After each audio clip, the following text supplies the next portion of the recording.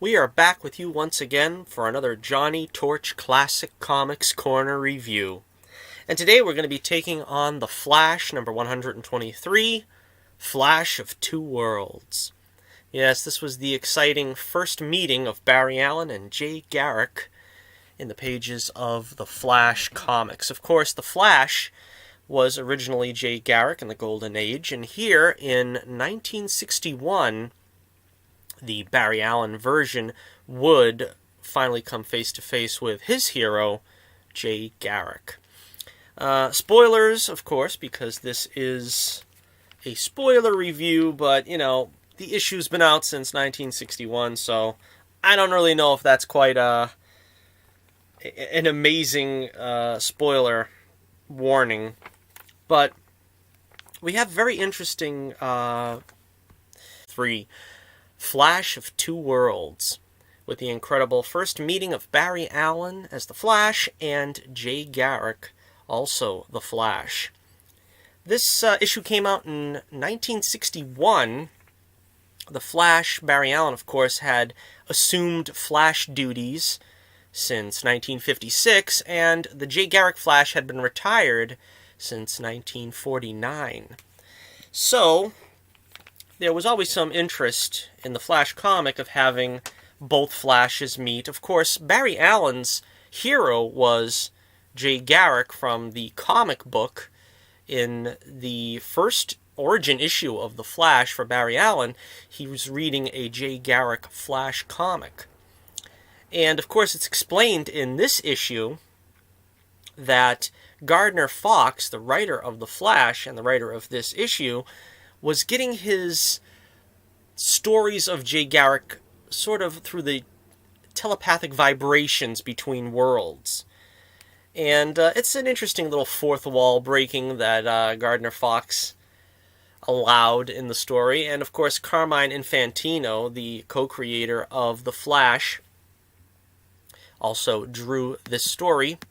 The Flash was created by Carmine Infantino and Robert Kanigher. So, without further ado, and of course, with spoilers well in tow, which it's an issue that came out in the 1960s, it's probably not really spoiler material at this point, but be forewarned, we're going to talk about the whole story. It begins with Barry Allen, who is meeting with Iris West, his girlfriend, and she's doing a fundraiser for kids. He gets the Flash in on the fundraiser and does some magic tricks and so forth as the Flash, but during one trick he ends up vibrating at such a frequency that he finds himself teleporting to another Earth, in another dimension. And Central City, his usual stomping grounds, is replaced with Keystone City. Now, Barry knows these locations and places from reading the Flash comics, so he quickly looks up and finds Jay Garrick in the Yellow Pages and goes to his address to meet him. There he is met with Jay, who was a little bit older looking here than he was when last seen in the comics, now married to Joan Williams, who I believe was his girlfriend in the original run of the Flash, the Golden Age Flash. She looks like she's pretty well preserved for a woman of middle age as well here. And Barry recalls Jay's origin in that he knows from reading the comics what happened. Jay inhaled the hard water in a laboratory that gave him the super speed powers. Then, of course, Barry recalls his own origin, being struck by lightning and bathed in various chemicals. And the two, of course, become friends. And they both have to come up against a trio of baddies who I think make up some of the slightly lesser-known but popular rogues in the Flash's Rogues Gallery. I'm not sure if they were created for the Jay Garrick Flash, or were they originally Barry Allen Flash villains, and that they were also doppelgangers in Jay Garrick's world. I'm not sure how that worked out, but we have the Fiddler, who is he's dressed as sort of a long-haired Victorian era dandy with violin powers that seem to mesmerize. Of course, in the Flash Grant Gustin series, it was a gender-changed character. Also, the Thinker, who was also on the Grant Gustin show as a season-long big bad. Here, he's just sort of a middle-aged guy with a sort of World War II helmet that has all kinds of electrodes attached to it, making it his thinking cap.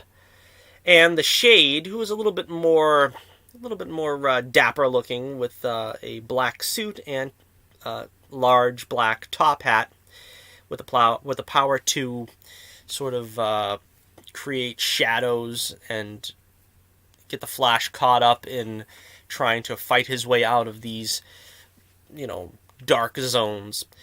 Jay Garrick goes after the Thinker, and the Thinker sort of tries to convince him that he's lost a step, that he's not as fast as he used to be, when it was really just sort of images that he was creating with his thinking cap.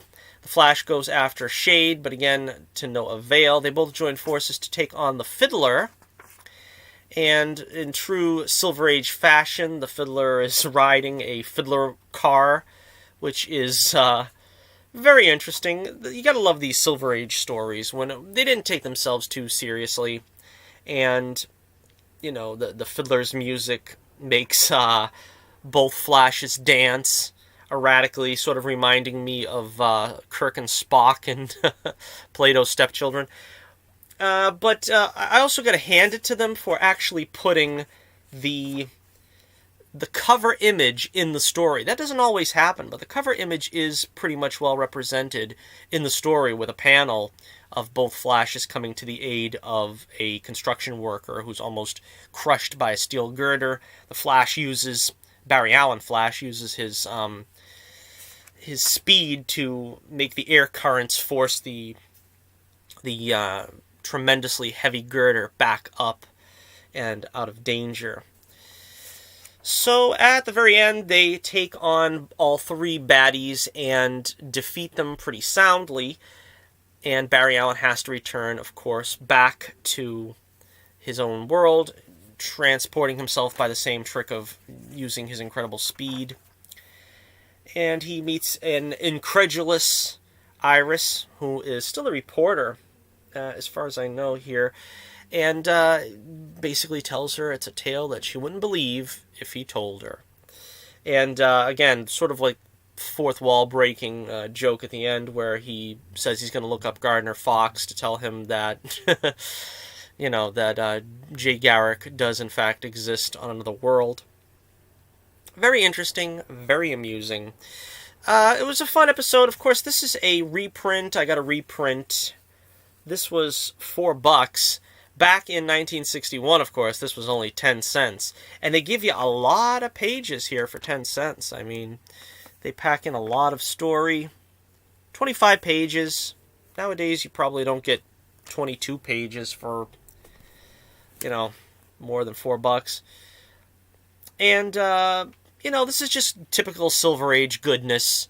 If you like that era, you're going to like this story. I think it's, one of the standout issues in the Silver Age Flash canon. So, yeah, I'm going to give this one, I can't give it any less than 5 stars. It's also amusing in this reprint. They have a lot of period ads, the Giant Batman annual, the Giant Superman annual. Curious to see what those would have been about. Superman doing an ad for Palisades Park. And of course, the actual Flashgrams page that came out back in 1961. Looks like they're talking about an issue of the Flash versus Grodin, leader of the Giants, which probably isn't quite as memorable an issue as this one was.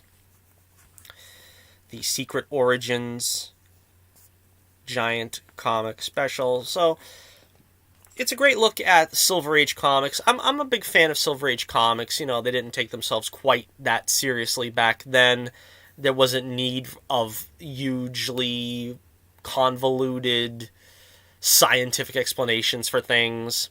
you had sort of the grandiose plans and schemes, and you had things like I said, the Fiddler car, which was, kind of a staple in the Batman comics, especially by Bill Finger, the oversized props and stuff.